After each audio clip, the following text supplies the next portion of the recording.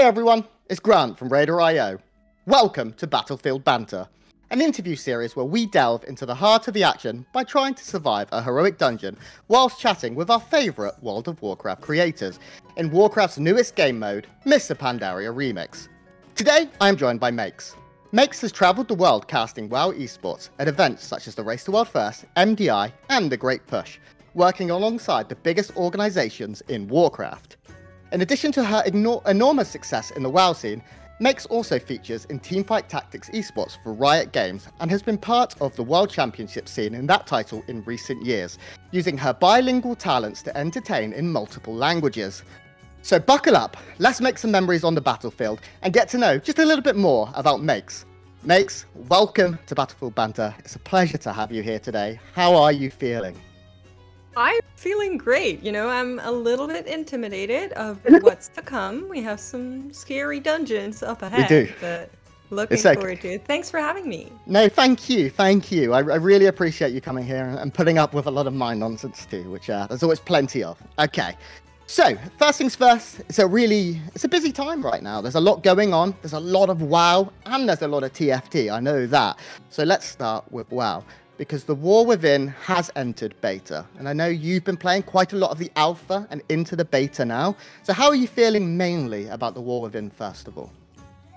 Well, I'm excited for it. You know, I'm always a player who likes aesthetic things. And from that angle, we're not getting a Shadowlands gray and sad gray version, which is great. And I also like the new crossovers between the specs, although I feel like some of them might need a little bit of extra work. Just a little bit. Is there any feature specifically that really excites you? Have you had a chance, for example, to dive into delves, or is it the new raid, changes to PvP maybe, new M+ dungeons, anything that's really captured your eye? I mean, I do like the hero talents. I think they're kind of the big outstanding feature that's giving us something new, something that we'll probably get used to quite fast. And I always like new dungeons. I wish I could say I like PvP, but unfortunately, I'm quite clueless at that. You're not the only one. We've had the chance to speak to Snow Mixie earlier in this, and she was talking PvP stuff, and she was like, "Oh, it's a lot easier. I remember getting my first 2.2 when I was like 14, and I'm like, oh my god, I couldn't get 2.2 now, and I've been playing this game for like 18 years." So let's talk about some esports. Specifically, let's start with WoW esports, because we're back with the Great Push this season. Teams are already in the dungeons, in the labs as well, practicing. A lot of my friends I see on my friends list are in the tournament round, getting ready. What I want to know first of all is, you've cast both the MDI and the Great Push. What are your favourite features of both? And is there one that you secretly deep down prefer to cast? I think just from a caster perspective, I kind of have to say I like MDI better because it's easier to cast, right? If you have MDI, it's just very easy to tell viewers what's going on, who's winning. Even my mom can tell, like, that team finished the dungeon first. It's quite simple. Whereas casting the TGP requires a lot of effort, and I think we're moving in the right direction with kind of giving extra tools of people being able to look up those dungeons, being able to look stuff like boss split timers, which is absolutely phenomenal. So watch your perspective, I would say TGP is more fun. So casting perspective, I have to say the MDI. I would probably agree. I mean, for me, I would love, as like a really high key player myself, to be part of TGP is one of those like pipe dreams. It's something I'd love to do. I love talking about the real intricates, the strange interactions that you can have, the cheese using. I love a snap as well, like a snapping mod from one place to another, and with evokers and org being so prominent, I love the use of like Oathstone and stuff. So that sort of weird tech excites me, but I'm also kind of dumb, and I would miss a lot of that stuff. So I probably agree with you. I must say though, I don't think when you are on screen, I think you make it quite easy. So thank you. Okay, let's talk about let's stick with casting for now, because you cast, as I said in my intro, the Race to World First, the MDI, the Great Push, and multiple TFT events. Talk to me about your favorite parts of each of those events. So let's start with TFT. What is your favorite part of casting a TFT event? I would say the way that TFT always reinvents itself. We're a little bit of the testing grounds for Riot Games. So whenever they want to try something and Valorant and League are too big and fancy to do those kind of things, it's usually, hey, TFT, do you want to have a huge player LAN? And we're like, yeah, we do. So that kind of stuff is really awesome. And I also really enjoy having like a very close-knit team that we've been growing with and alongside for all those years now. I know a lot of your team actually. Like I know Rosemary very well. Necra, one of my close friends, and her fiance is my best friend in the universe. I don't know if you've ever met Stefan. We've been friends for 20 years. So yeah, small world. Okay, let's talk about the let's talk about the Race to World first. What is your favorite part of a Race to World first? I think being in the studio with the players and kind of when you have a boss that has taken a while. So kind of the Halandras type bosses, to recall one that I think many people can relate to. It's so amazing to kind of be in the studio or be in the location wherever it is, and you can tell that everybody's starting to get really kind of tense when a pull is good. And people like start rushing towards the screens and get the cameras out, and the camera team is rushing into the player group. It's so good to then see that kill come in. It's just my absolute favorite. And just to add on this, I mean, you've been there for some world firsts as well. Yes. I've only ever had one. Can you tell the audience what that feeling's like to be in the room when that world first comes in? I think it really depends what kind of boss it is, right? If true. we're talking about the earlier bosses, it's a little bit like, whatever. We don't really care. Let's just move on. But the bigger ones, I think it's really amazing to get that feeling of, oh, now we're ahead, or oops, I'm outside the boss here. Oh no! I don't have grip. I'm not playing that spec. It's fine. This boss is gonna melt. Yeah, it's definitely it's pretty special. Okay, I know we talked. Is there anything else in regards to sort of the great push that you really enjoy, or is it just the very intricate, broken down strategies? I really enjoy kind of what the players have to say. I think that's something that obviously all of the casters talk to the players, right? Don't get me wrong. But I think ever since I started casting, we've gotten a lot better at kind of also conveying how players feel about pull, getting their opinions, and, some of the tweets that maybe are a little bit of memery, get them on the broadcast and just share that kind of perspective. And it's something that I've been prioritizing for as much as I can to kind of get their opinions, get what they want to say, and tell people about those polls and try to share them with the viewers. I like that. That's nice. It's it's really good. Okay. You've been able to work across multiple continents from my research, which is incredibly impressive. And you've worked, as we said, on different titles. Is there any esports title that you have on your bucket list, like something you'd love to do, even if just once? Yeah, so I'm already eyeing it up. I really would love to do something fighting game related, and obviously 2KXO is kind of the one that I would look at since it's a Riot game and, that kind of thing. So I would really like that, but I've also been starting to play like Street Fighter. Yeah. And that's also a really fun game. So really, I'd just love to be part of a fighting game event because they seem like I know what esports was meant to be without being too dreamy. I don't know. I know what you mean. It's a very passionate, very vocal. It's a very different type of player to an MMO or for me an RTS player. So I'm with you there. Yes. I quite like that. That's good. Who have you been maining in Street Fighter? Oh, will I get hate for this? No. Okay, that's it. Could be worse. That's fine. We can get away with that one. Okay. As a bilingual speaker who has cast in multiple languages in a space that is kind of dominated by UK and US casters and talent, what are some of the biggest challenges you've had to face in your journey so far, language and just otherwise? So you know, there's this meme of kind of saying like, oh, I'm not bilingual, I'm bilingual, of like, oh, you know, goodbye.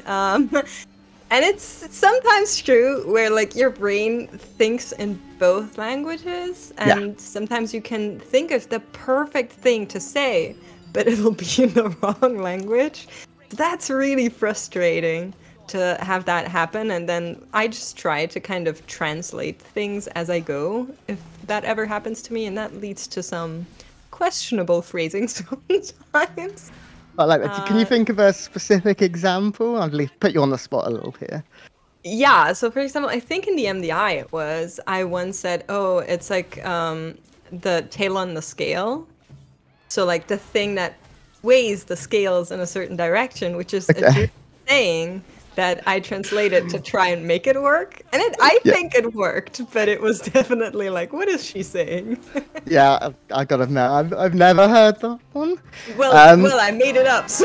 Yeah, that'd probably be what. Just fake it till you make it. I've made a career of that. Okay. Well, boss time.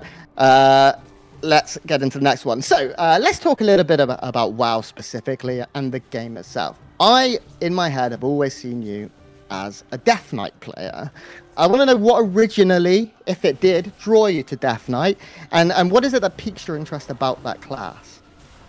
So it's really interesting because I didn't start playing as a DK. I started playing as a priest, and then I played Demon Hunter as my first kind of DPS spec, which I'm sure many people can disrespect. And I didn't want to play DK. I was like, I don't want to play this class. It is so annoying. You need to put out gods. You need to ramp up. And I was forced on it in... Was it Nafria? Yes. Yeah. Exactly. So when DK was just really good... Really broken. Like, yeah, this is your ult. You should be playing it. Like, you know how like higher rating guilds are. They're like, well, you have two classes, so get on the one that's better. No arguing. And I had to learn DK. It was really, really annoying. But I kind of fell in love with it due to how much I hated it, if that makes sense. Yes. I'm with you fully. Are you excited for what's coming for DK? Some of the fantasy, the sort of class specific stuff in the War Within, the mounted combat, quote unquote, looks to me to be unbelievable. Is that something that kind of wants you to bring it back and play it more? So I've been doing some keys on the DK thus far. I haven't looked at Frost too much just yet, since I prefer Unholy by a fair bit. And it looks to be really fun, but of course, kind of the final decision is always in the tuning and how it all comes to be. If I could ask for one thing to be changed on specifically Unholy, it would be to kind of sleek that down a little bit and give us at least one or two things that are just off GCD, because it makes it so annoying sometimes.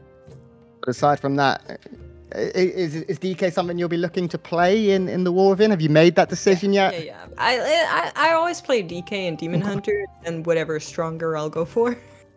You know, Demon Hunter then? Maybe version of Phantom, but it depends, you know. Depends on the final tunings. Let's hope so. Okay. Let's go back to the MDI and the Great Push. Is there anything you've ever suggested or heard suggested, any element that you think could be added to add some extra challenge or some more fun, or anything to mix up the format in the MDI? I mean, I think there's always people who come in and they're like, oh, you know, they should make players be able to ban specs and that kind of thing, which I understand where people are coming from, but at the same time, that would ruin the competitive aspect of how players approach this and all of that. So I think we've been trying to adapt and give fun challenges wherever we could. I think stuff like eliminating a team each day is a very good change that was made, because we felt like it wasn't really in a balance of how much teams invested and how much they got out of it. If they placed very low, they had 3 days of full competition and maybe barely something to show for it, without being too mean. No. So I think that made viewing and competing much better, and those kind of solutions are always something I think everybody on the team is looking for. I quite like that. And obviously, there's always the the talk about affixes and changes and things like that, and making them interesting, key levels as well. Topic. Yeah, well, we're going to go there now, because affixes are very topical right now. And just a couple of days ago, a new set of possible affixes were received online to, we will say, light criticism. I think that's a nice way to put it. But I don't want to sit here and talk about all the negativity around affixes, because I think we've had some of the most fun affixes of all time. And what I want to know from you, Meeix, is what is your favorite affix of all time and why? Is there somebody that you've asked this question before that hasn't said reaping? Because I think it has to be the answer, right? It's one of the most fun affixes I think we ever had. It impacted how you routed, depending on the weeks. It was so much fun to kind of just full AoE blast and see like damage numbers go up. It was fun for healers too. I was a healer back at the time when that affix was actually live. And I think I really would like reaping to come back in some form. That'd be great. I'm twisted in this because I loved prideful, and I know it's bad, and I know a lot of people didn't like how it restricted your routes to be much stricter, but I don't know. I just liked prideful. I can't explain it. So that's always been my answer. So yeah, I think you're right though. I think everyone says reaping. With the affixes generally, I know it's hard for you as a member of the esports team and a member of the broadcast team to kind of be critical, but do you like the way that affixes are heading, or are you someone who would like to see the return of reap and reward, a boon, a positive reward for handling affixes, or seasonal affixes, things like that? What is your general opinion on the system? So I think what we're seeing right now from Blizzard is kind of a willingness to try new stuff, even with the affixes that just were, announced. I'm not going to comment on whether or not they'll stay like this. I have no idea. But I think that's a step in the right direction, even if the result right now might not show to be what we want it. I think it shows a willingness to be able to kind of look at stuff that exists and say, okay, maybe this isn't working and maybe we should be trying other avenues. I still, think there shouldn't be, that's just a personal gripe I have with the Mythic Plus system, there shouldn't be weeks that are just, this is the push week, and if you don't push in push week, then you can basically stop, trying for score, because at that point you'll be so much behind everybody else. So I think that's a big issue for me, just from a player perspective that wants to actually push keys. And I think that's something they need to tackle while also trying to make sure that the affixes that they have work out in ways that aren't, frustrating. Yeah, I think that's a very eloquent way of putting it. I'm impressed. Okay, let's add a slightly silly question. First of all, if you could take any DK ability and translate it to real life, which one would you pick for DK? I would say Path of Ice, probably. Okay. Oh my god. I just got yeah, I saw it. Unfortunately, Monkey I'm next in the line. Run! So yeah, I think walking over water is probably an ability that's a good really one. Cool. Oh, they just snapped to me. Ah! We're fine. This is fine. Find me a barrel. Oh, give me a barrel. There's monkeys. This monkey's got hands. Okay, I got him. Oh my goodness. Yeah, ow, that's me. Oh, I ran you over once or twice. You'll be alright. No, the boss came. Oh, okay. This dungeon is a mess. So it's a Path of Ice, being able to walk over water. That's good. That's good. I quite like that. I think that would probably... I think summon a ghoul is also cool, but wouldn't probably be as accepted in our society. If you're walking around with Rock Gobbler or something, it's probably not something people would find good. I mean, it depends on your crowd. I already have a ghoul. I don't know where she is though. My cat is as close to a ghoul as they get. I'll say it. Okay, let's go general, not just DK. Is there any other classes, abilities that you look at and just think that would be so sick? I mean, I think, like, for example, if I look at Shaman and you have Ghost Wolf, isn't that so cool to be able to transform? I'm starting to see a trend here. I just like alternative modes of transportation. Yeah. And Rock Gobbler. And Rock Gobbler. I mean, that's one of the best names you can have. It's so good. You caught me off guard with that one. That's good. So yeah, so cute animals and being able to walk over water. I think that's probably. I think most people said life grip would be a great one. What else? Yeah. Moonkin form, so I could be flamed in person as well as online. That'd be good. I was gonna say that's not a positive. No. So. Well, we have feelings too. What else? I think this is good. Warrior ones are just like, how hard can you hit things with a stick? So probably not suitable. Okay. Earlier you mentioned that you played Priest back in the day, and in my research, I found and then remembered that I actually used to use a lot of your weak auras that you produced. Did you? I did. Some of your, your UI and stuff like that. Is that something you still mess with? You always made very aesthetic UIs, which is I appreciate as someone who likes a good-looking UI. Is it something you still like to do? Yeah, so I think most streamers do this anyways. Kind of make your own UI, whether it's Elf UI or whatever add-ons you're using, and I do too. And I also still make my own weak auras. I just don't make them public that much because you need to update a lot. And then people message you and they're like, "Hey, this isn't working," and you're like, "Yes, I know, but I got used to it." So. But yeah, on my DK and my Demon Hunter, I still like all of my weak auras are usually my own. Impressive, because it's a difficult thing to do. Like, I have a degree in computer science, but if you told me to make a weak aura, there's just no way. I had a coaching by Relo, so Relo's good. Credit, yeah. I was like, 3 years ago or so, or 4, I think it's been now. BFA. I asked him to explain to me how like basic weak auras work, and it's not the coding stuff. I just use the basic kind of interface, and he taught me how to do that, and ever since I never look back.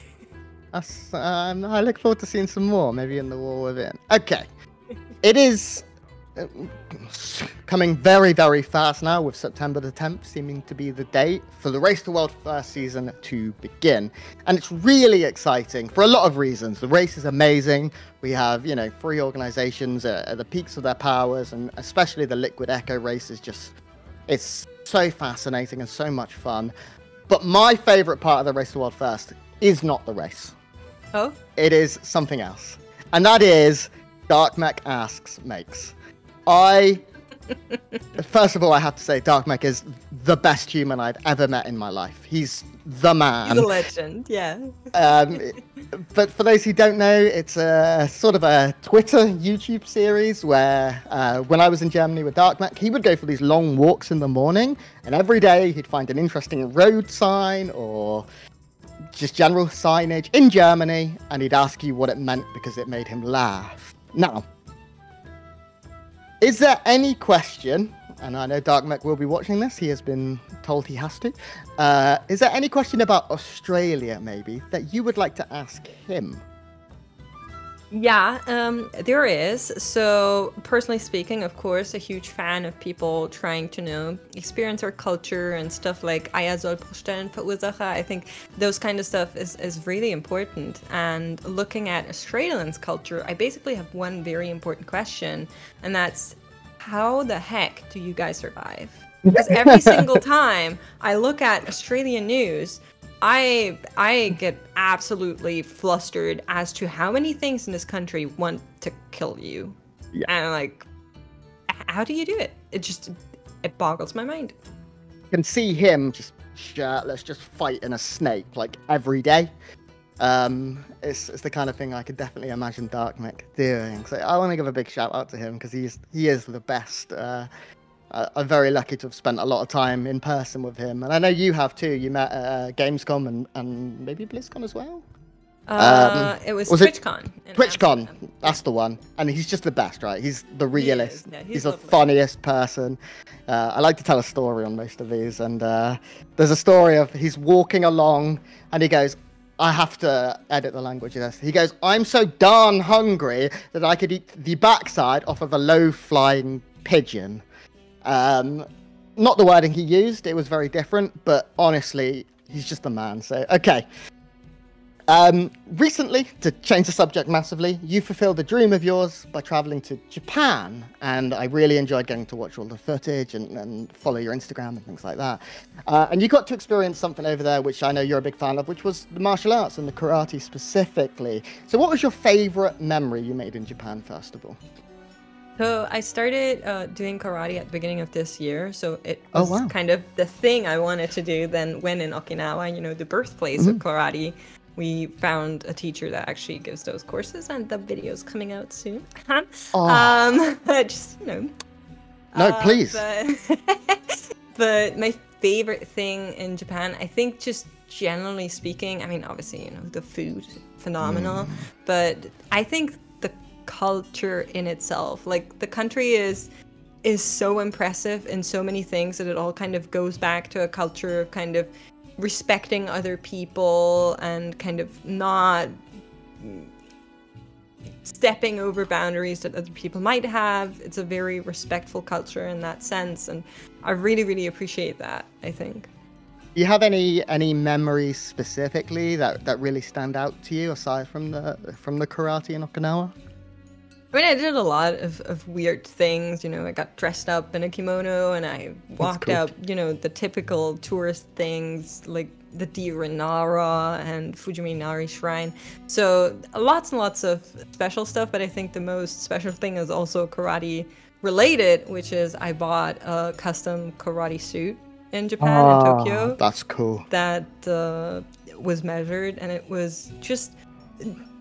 I would say an experience that really encapsulates what I've been saying about kind of the Japanese culture, where people, no matter like how busy they are, no matter what's going on, how random you kind of ask them something and how little Japanese you speak, they'll always really try to kind of communicate with you. As long as they see that you're trying, they will also kind of replicate that, and they're very, very lovely people.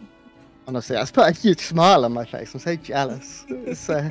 Was it always like, was that like a bucket list to go to Japan, like in terms of travel? Yeah, so I'm a huge veep, just generally. Me too, trust me.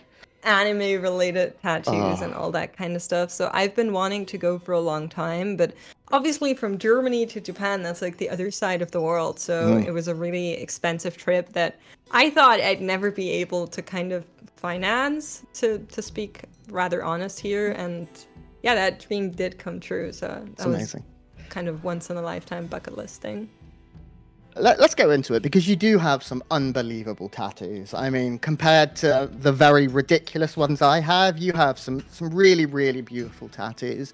And I know you've got something from World of Warcraft related. I actually don't know what it is. So can you talk us through your World of Warcraft tattoo, first of all?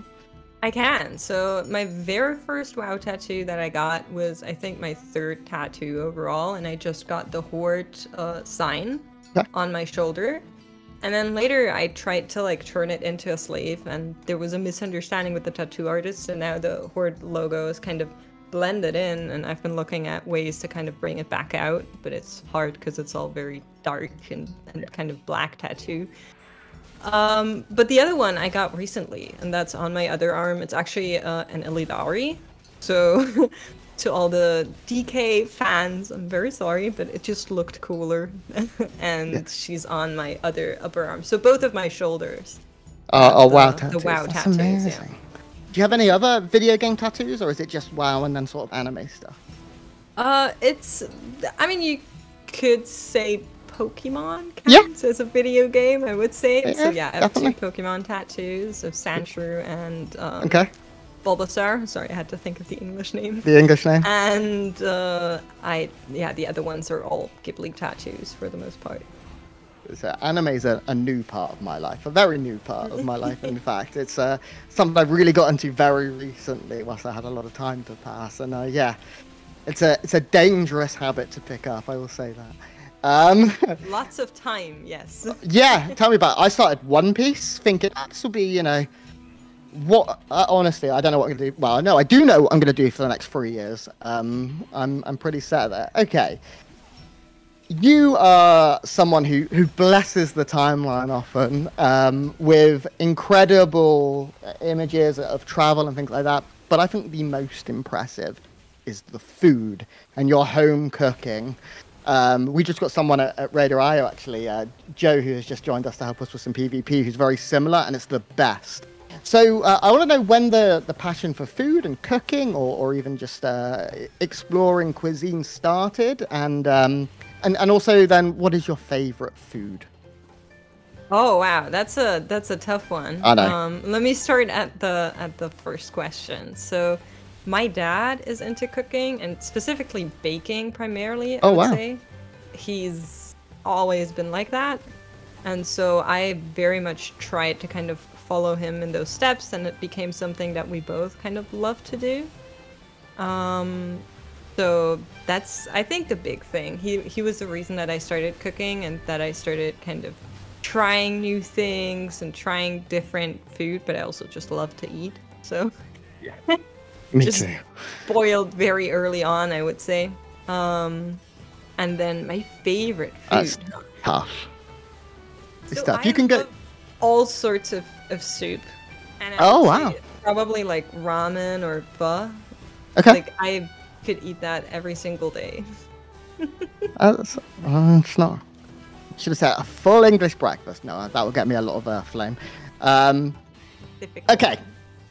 So I have had the opportunity to cast professionally for a few years, but I, compared to the incredible work you do, for me, it seems like you never stop working. You work really, really hard, and you put out, some really great content and incredible shows.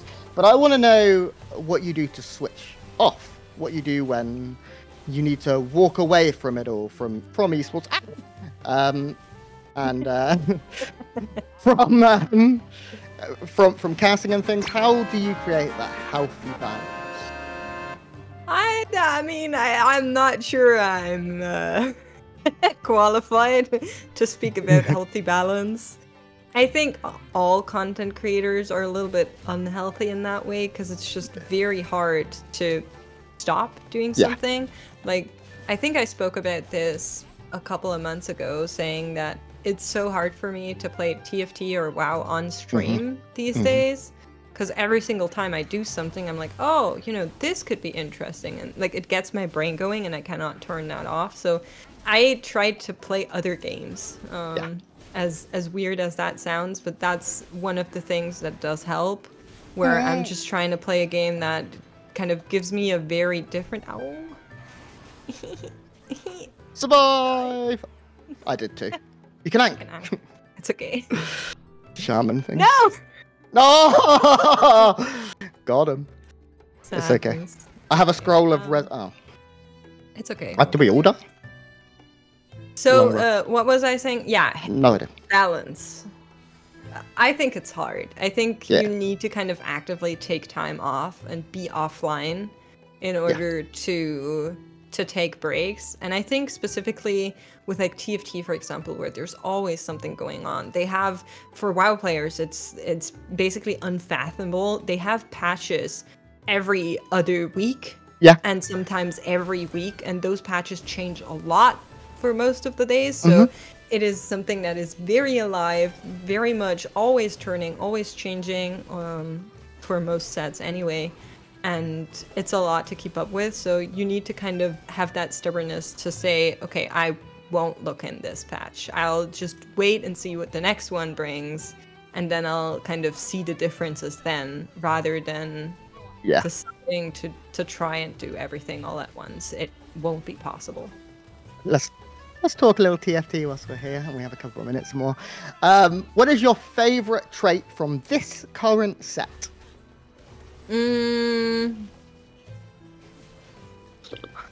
Stuff. Probably lovers. I think that's a really cool new idea that they have. Yeah. So the balance between Zaya and Rakan. And Rakan, yeah. Saying that, you can play both of these, but you'll lose out on the buff. Yeah. And there are comms where playing both of them could be viable, but since the set released, Lovers has just been too strong of a trait to actually drop it. Yeah. It could change. There's still a couple more months to go. Definitely. I quite like the Dragon Lord trait from this set. I think it's a fun one. I've quite enjoyed playing that sort of. I'm a big TFT fan as well. Massive. Play a lot, too much, really. Not very good. We all do. Yeah, a game is addictive.